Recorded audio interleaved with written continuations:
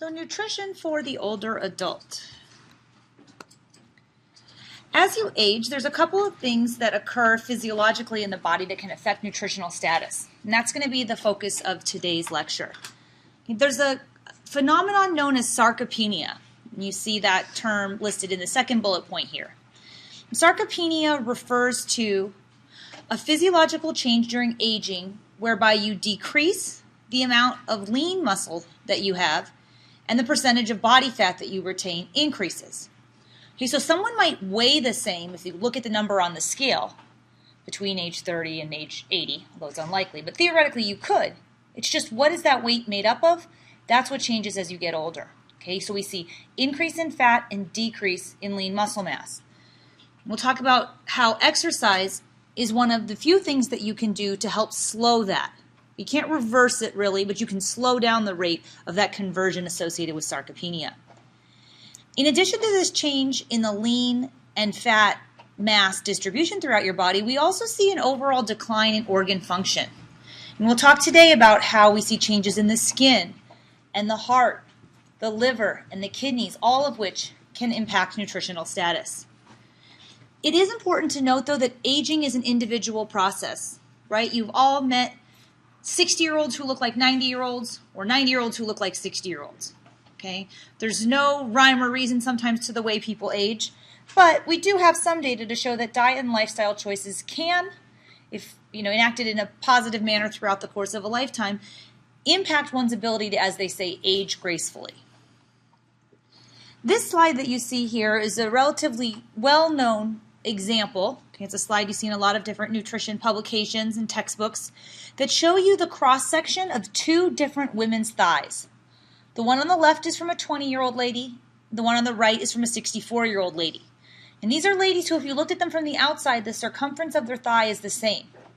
But what's going on the inside is what dramatically differs. The lady on the left, the 20-year-old, she's got a lot of lean muscle mass. That's the dark mass that you see, with just a small ring of white or fat around it. Now contrast that to the 64-year-old lady. You can see that the percentage of mass has shifted such that it's a greater percentage of fat and a smaller percentage of lean. And as it says on the slide, the 64-year-old woman's thigh at the right has lost muscle and gained fat, changes that may be largely preventable with strength-building physical activities. And we'll get more into exercise in the older parts of the lifespan here in a moment. What I want to do before that, though, is to talk about some of the other ways in which nutritional status can change as you age. And we'll move from head to toe, starting with the mouth. Okay. Changes in dentition are one of the primary things that can affect intake. Think about it. If you're missing a good number of your teeth, your ability to chew things like nuts and seeds, and in particular animal flesh, which we know are good sources of protein and zinc and iron, is going to be on the decline. Okay, so we say poor dentition is associated with poor nutritional status. Now you might think, okay, well if you lose your teeth, just go get dentures. Okay, but there's lots of older people who, even though they have dentures, still have difficulty eating. Okay, maybe you know older people who have dentures. I work a lot with geriatric populations, and you'd be surprised how many of them take their teeth out when they're about to eat. Well, why would you take your teeth out when you're about to eat? Well, the dentures that you have might have been fitted for you 20 years ago. As you age, especially when you lose weight, the jaw structure changes. So the dentures that fit you 20 years ago don't fit you today, and they're really expensive to replace. A lot of times also people will have, especially if they're prone to infection, if they're immunocompromised, you get sores very easily. Okay, and the dentures kind of rub and grate against the skin in the mouth, and it causes irritation and makes it very painful to eat with the dentures in. So you actually see people who would prefer not to wear their dentures when they eat because they don't always fit well. On top of that, we see older people, of course, though, who don't have a lot of teeth who can still eat well. And it's important to keep in mind that just because you're missing a couple of teeth doesn't mean you can't eat all the foods you enjoy. Again, work with a lot of older people, you see one or two teeth, and they still want a steak. Okay, that's the exception and not the rule. For the most part, as the status of your teeth decline, especially if you haven't had good dental care throughout the course of your lifetime, it really could affect intake later on in life. Second up in the mouth is your production of saliva. We know that as you age, there's a reduction in saliva production. You'll notice throughout the GI tract in this lecture, okay, the secretions and they start to decrease. Saliva being the first secretion of digestion you come into contact with. If you don't make a lot of saliva, it makes it very difficult to eat dry foods. And that's why many of the foods that are geared towards older people or developed for older people tend to be heavy in sauces and gravies, casseroles, more moist foods. It makes it easier to chew and swallow those. Also, anytime you have swallowing difficulty, there's the potential for choking risk. Many of the elder people that we work with in gerontological nutrition have suffered strokes. And when you have a stroke, you lose muscular capacity throughout your body, including in your swallowing capability. And so part of the recovery from a stroke involves working with physical therapists, occupational therapists, and speech therapists to regain those activities of daily living, including something as simple as swallowing, to make sure that when you swallow, your swallow mechanism allows food to go into your esophagus and not into your trachea. So in the meantime, people who have a compromised swallow oftentimes have to be on mechanically altered diets. That's where we either cut up or grind or puree the food. And they also have to be on thickened liquids, different thickening consistencies like honey thick or nectar thick or spoon thick, because they would choke or aspirate on thin liquids until they get that swallowing capacity back, if they ever do. Anytime there's pain in the mouth, though, that will lead to reduced intake. Next up is the GI tract. Okay, as we said, when you age, your organs tend to decline in function, but your muscular capacity also decreases. And since your intestine is a series of different muscles, we also see reduction in that capacity. And so people who are aging will oftentimes complain of constipation. We'll talk a little bit more about fiber needs later in the lecture. But another GI problem that's very common has to do with the loss of stomach acid production. In addition to making less saliva in your mouth, you also make less of the fluids that you need to help digest foods from your stomach. So if you don't have that good hydrochloric acid production and some of the other gastric juices, it makes the rest of the digestive process kind of get thrown out of whack. From a hormonal level, think about your pancreas. Okay? It's been pumping out insulin since when you were in your mom's womb. Okay? So if you're 80 years old, your pancreas has been going for 80 years pushing out insulin. Gradually, over time, we see reduction in the body's ability to produce insulin, and people will start to have fluctuations in blood sugar even if they never had diabetes in the past. Okay? Blood sugar control just kind of tends to disintegrate slightly as we age. From a sensory standpoint, we see reductions in smell, taste, and appetite. And also keep in mind that if your sight is being compromised, it's going to be difficult for you to shop. You're probably not driving, hopefully, if you are impaired in sight. Okay, and your ability to affect your food preparation and ability to shop for foods. In the urinary tract, this is a big area of concern. Okay, and we see a lot of older people who will purposely restrict their fluid intake. One of the reasons why would you not drink water if you know you should? Okay, if you think about it, if you're elderly, especially if you're still living in your own home, elderly people tend to be very frightened, and rightly so, of falling. Okay, even if you're in your own home and you're comfortable with it, if you wake up in the middle of the night to go to the bathroom and it's dark, you're disoriented, the likelihood of falling is quite high.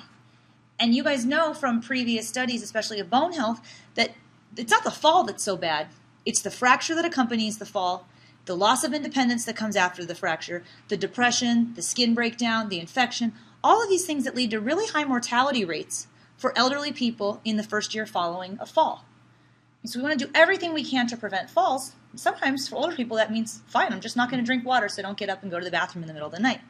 But what happens if you don't drink water is that you're not regularly urinating. If you're not regularly urinating, you're not flushing out bacteria. If you don't flush out bacteria, and they're not going out into the toilet, they're going up into your urinary tract. Okay, and so older people are at very high risk for urinary tract infections. Women much more so than men. If you think about the way the anatomy is situated, females, the anatomy, the accessibility for bacteria to get into the urinary tract is much more readily available than it would be for males. Okay? And if you've ever had a urinary tract infection, you know it's one of the most obnoxious conditions you can get. It makes you just feel crazy. But think about that if you're an elderly person who's somewhat demented, then on top of it you get a UTI.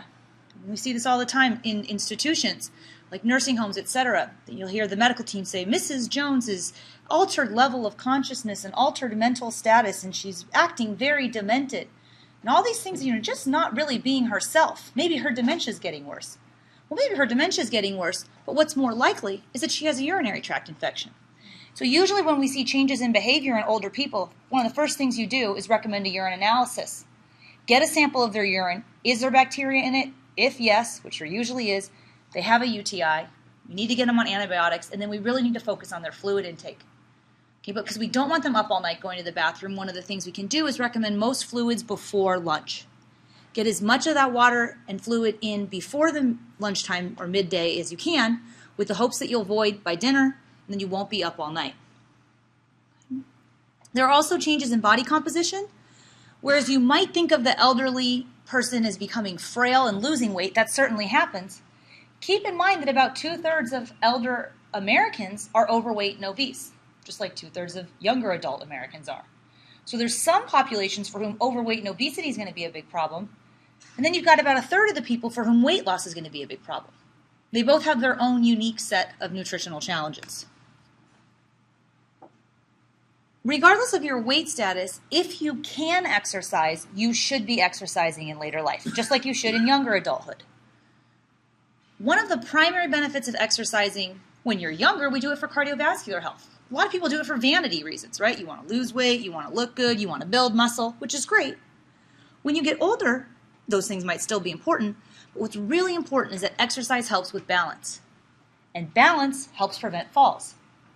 So there again, you see this focus on preventing falls in elderly people, and exercise is one of the keys for doing that. We know that older adults who are engaged in regular physical activity have better balance and lower risks of falls. Now, of course, you get all the other benefits: reduced risk of overweight, improved cardiovascular health. We can't discount the impact of exercise on your blood pressure. As you get older, your blood pressure automatically goes up little by little. What can you do to counteract that? We could take a bunch of medications, but more preferably, we'd like you to be walking on a regular basis. Because remember, exercise is just as effective at lowering blood pressure as are some of those antihypertensive medications. In addition, exercise helps you sleep better, reduces risk of depression, helps with circulation, and mental acuity. So a good exercise program is one that, of course, is approved by the physician ahead of time.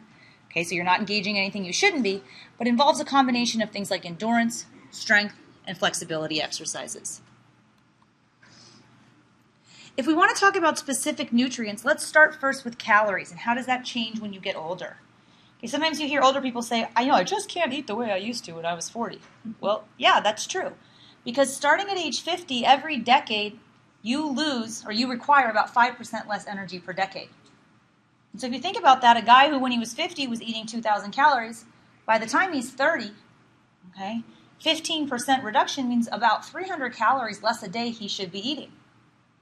Okay, so your metabolism does slow down as you age, and on top of that, the more you age, the less active you tend to be. Okay, one of the few things you can kind of do to fight against metabolism, as we'll learn in the weight management section of this class, is to exercise regularly. Okay, and it's still important to exercise as long as you can into your lifespan. Just because you're getting up there in years is not an excuse to stop exercising. When it comes to carbs and fat, the same recommendations for older people exist as for younger adults. If you look on the DRI tables, you'll notice that there are two distinct age categories for this, what's called older adult group. 51 to 70 and greater than 70. Okay, those are the two older adult categories that we're referring to in today's lecture. For protein, the same protein exists for older as it does for younger adults, 0.8 grams per kilogram of body weight. But keep in mind, some adults will be losing weight, so less kilos of body weight means less protein. Fiber is essential for avoiding constipation. Okay? The same recommendations that apply for preventing constipation in younger adulthood apply in older adulthood. Sometimes we think there's a different set of rules, though. An older person complains about constipation. Oh, take a supplement like Metamucil. Metamucil, which is an insoluble fiber supplement, is helpful for people who are constipated.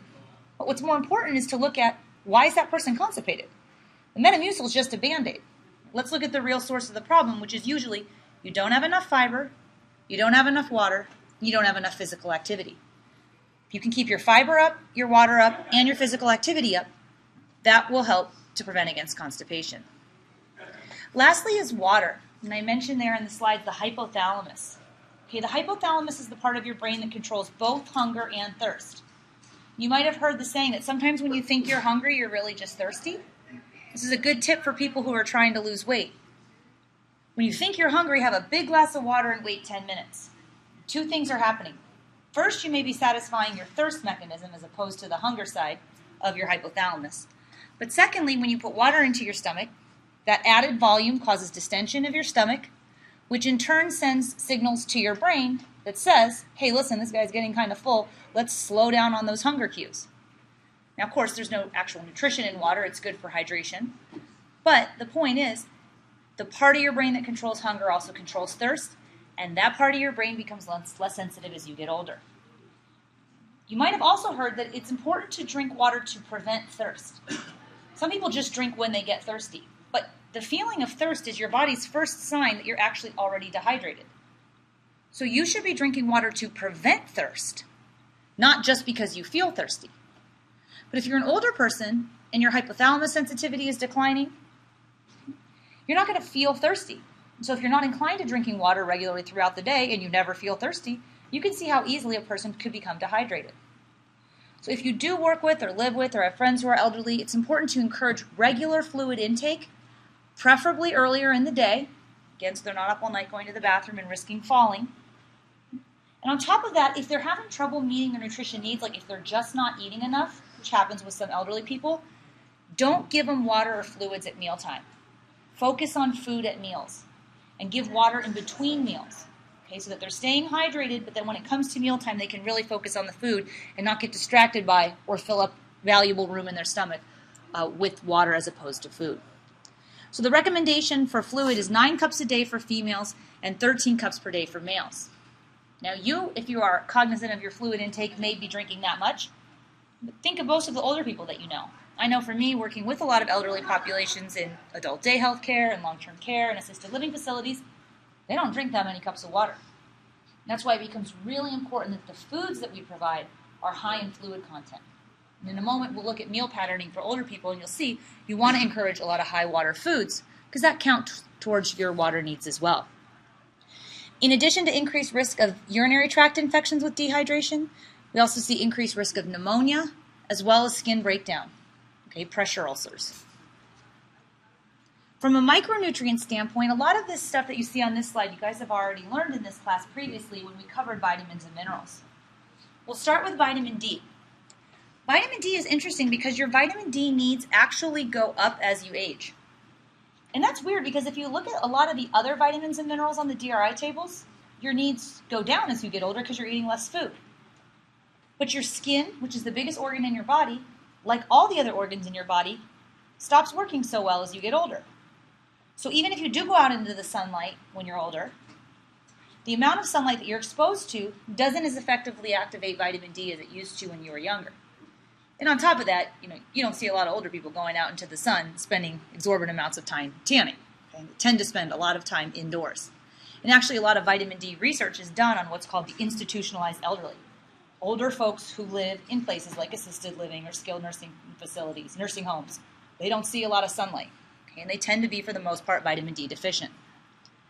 Vitamin B12, we've learned previously, found only in animal foods. But even if you're eating plenty of animal foods as an older person, you may become vitamin B12 deficient. And that's because you actually have trouble absorbing B12 as you age.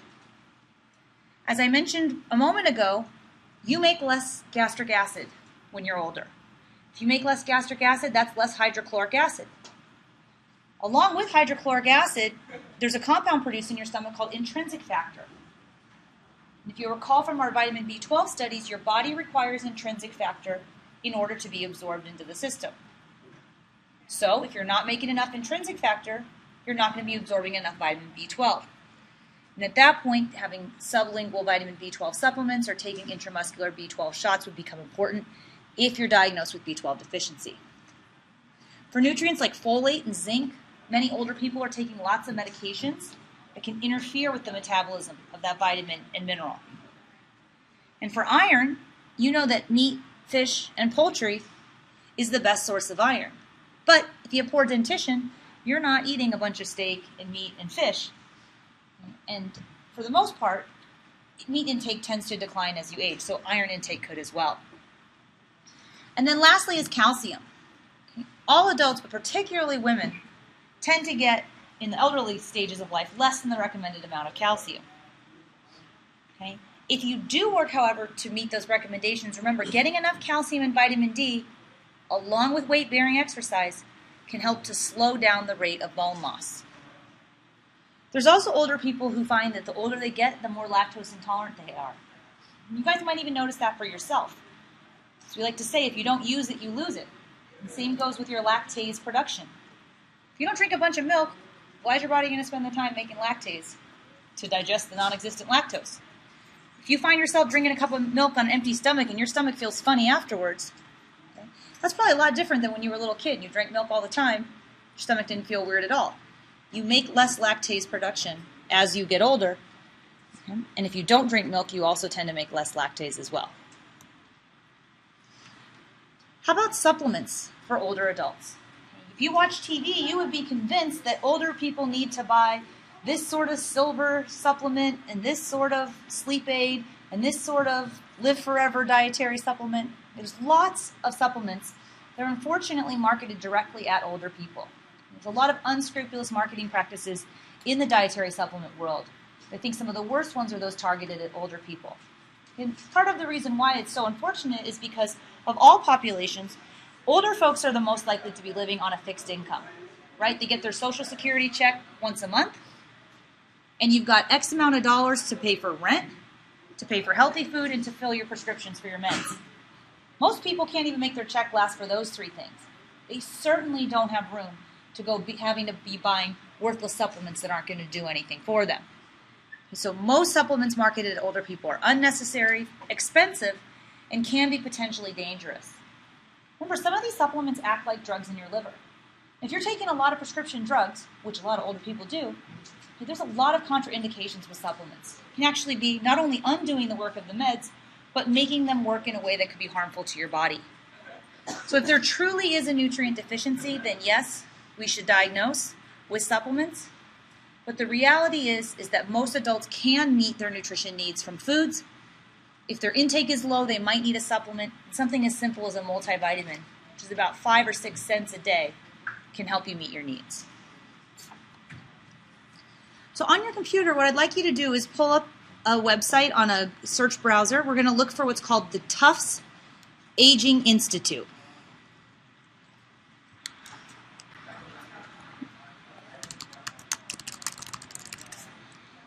So the first one that comes up, the Human Nutrition Research Center on Aging. This is from Tufts University. Okay, and Tufts is a very well-known institute on aging, as its name says. Okay, it partners with the USDA. So Tufts is in Boston, and the USDA is headquartered in Washington, D.C. But they do a lot of the important work on how does the human body age and how do nutrient needs differ as you get older. And so they've created an important tool, and if you look under resources, what's it called? Resources, the second one here, My Plate for Older Adults. So go ahead and scroll down and click on Download My Plate for Older Adults. And that's what we're going to look at.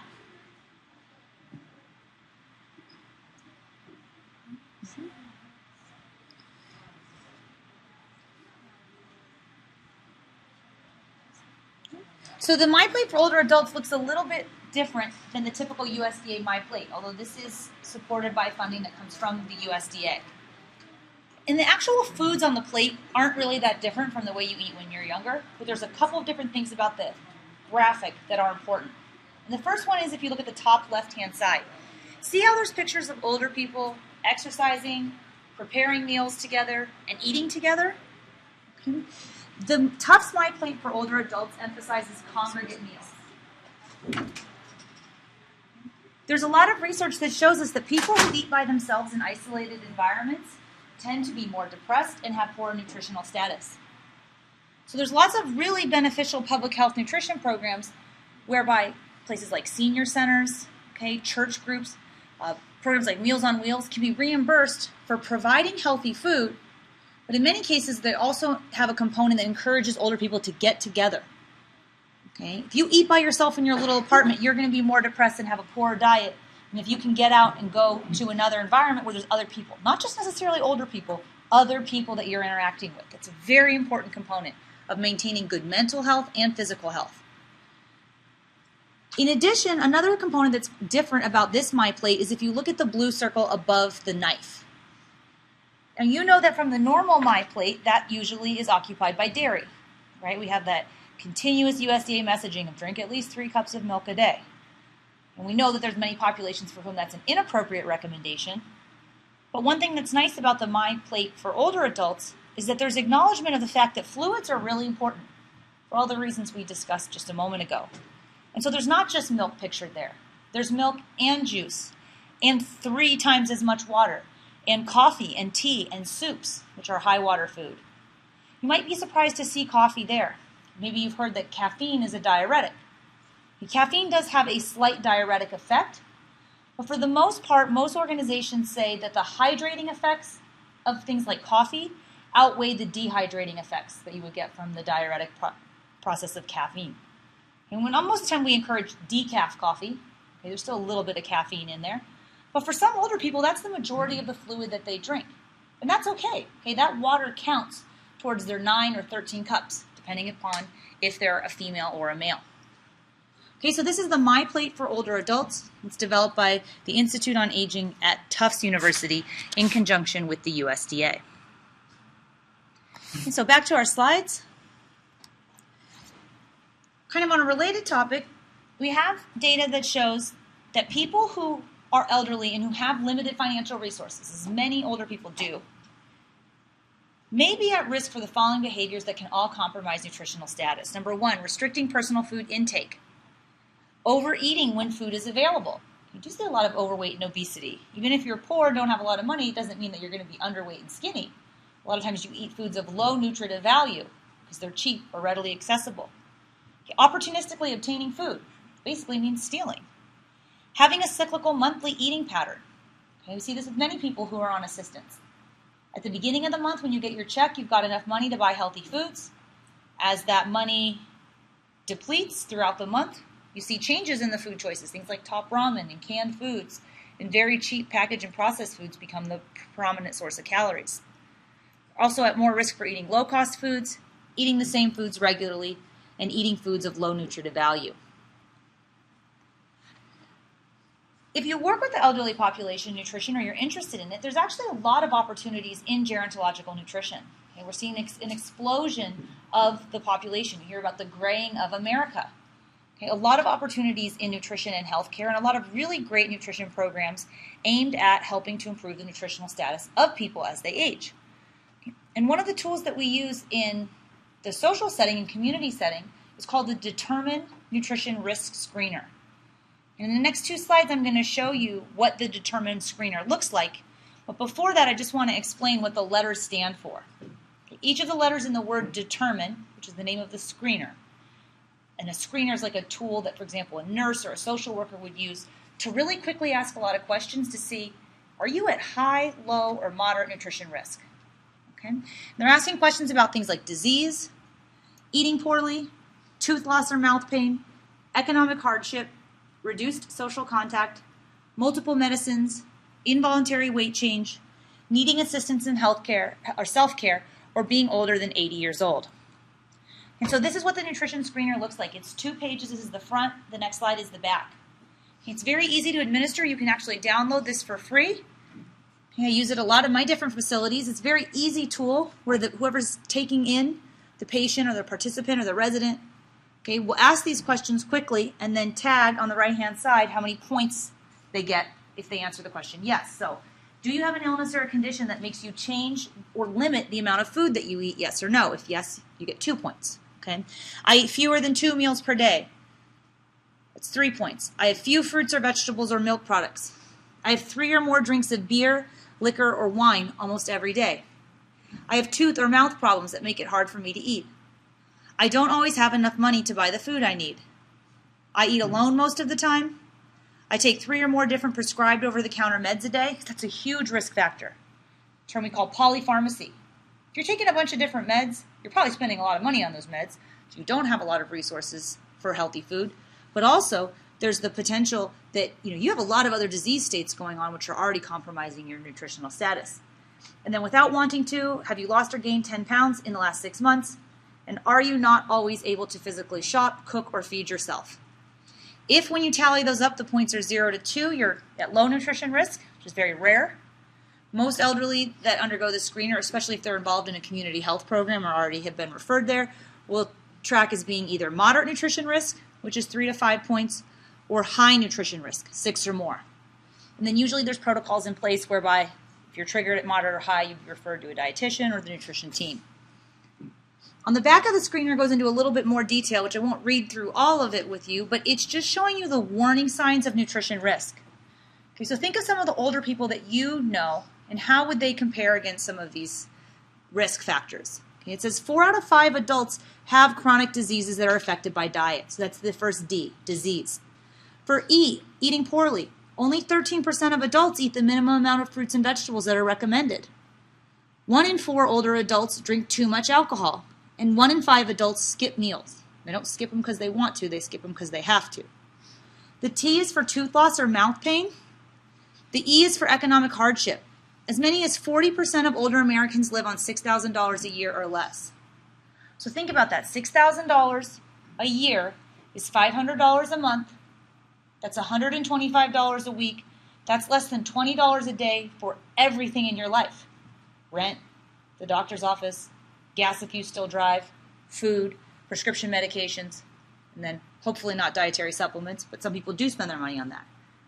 Okay? The R is for reduced social contact. 1/3 of all older people live alone. Being with people daily has a positive effect on morale, well-being, and eating. The next M is for multiple medications. The I is for involuntary weight loss or weight gain. N is for needs assisted in self-care.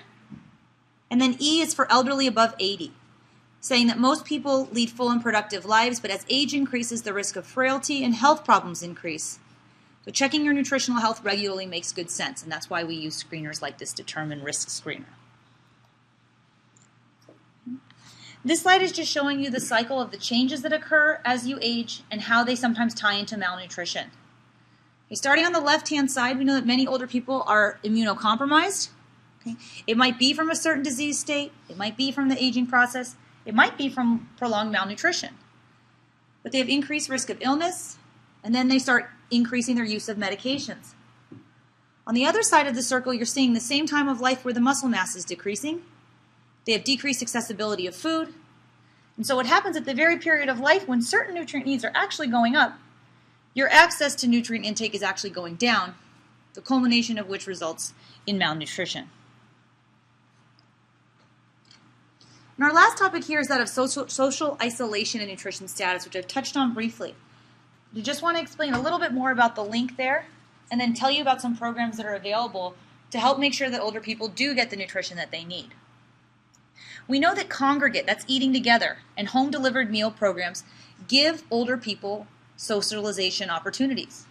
Programs like Meals on Wheels, okay, they deliver meals to homebound elderly, but in addition to giving the meal, there's also a person checking in on you. If you live by yourself as an older person, besides the postman, you might not see anyone else that day. So having someone to check in on you is important in case something goes wrong. Eating alone, food costs, chewing and swallowing difficulties have all been perceived and identified as nutritional barriers in the elderly. And we know that social environments increase intake, and food intake goes up when people eat with one another.